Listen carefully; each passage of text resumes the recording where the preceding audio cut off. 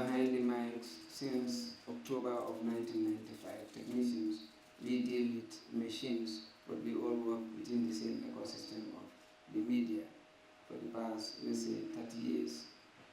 Now, little is known about the institution that we are working for, the Digital Gambia Limited. I'm going to say a bit about the Digital Gambia Limited. Digital Gambia Limited was established by the government of the Gambia in 2018 to be responsible for the migration process from analog television to digital television. This all came about as a result of an international agreement way back in 2006 when all the member countries of the ITU agreed to migrate from analog television transmission to digital television transmission. This is discussed at the ITU level. The aim of it is to efficiently and effectively manage the national frequency spectrum. The Gambia was a signatory to it, and recommendations were made at the very ITU meeting in 2006 to unbundle state-owned media broadcasters into two, to split them into two.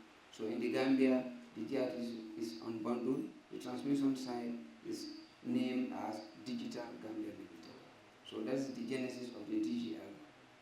And the project we are looking after is, as the minister has said, we are responsible for the digital migration process.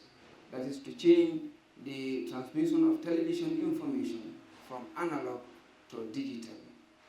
Now, in that, we are to put up an infrastructure to provide a nationwide coverage for the whole country called the Digital Terrestrial Television Transmission Platform. Now, the sites that we are to put to provide a nationwide coverage are 6, one in Abuko, the second one in Kanilai, Mansakonko, Kudang, Bansan, and Basse, to provide a nationwide coverage. Traditionally, these were signal distribution transmission sites since, the First Republic.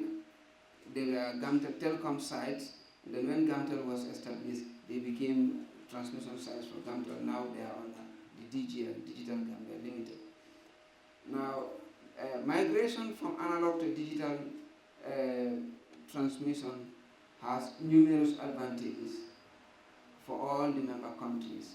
It creates employability, it creates revenue for the government, and the employability is mainly in the creative sector because it's all about film production, the creation of television channels. The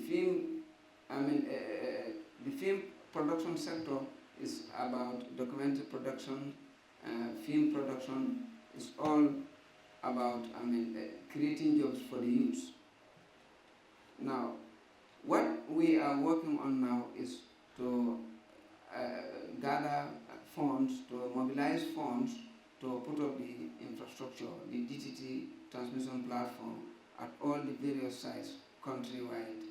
The Ministry of Information, the Board of Directors, and the management of DGL is working with the Ministry of Finance to secure funding in the areas of PPP, public-private partnership, and the ministry is also working with development partners such as the Chinese, the Koreans, and other development partners to secure financing in the form of grants and other means of financing.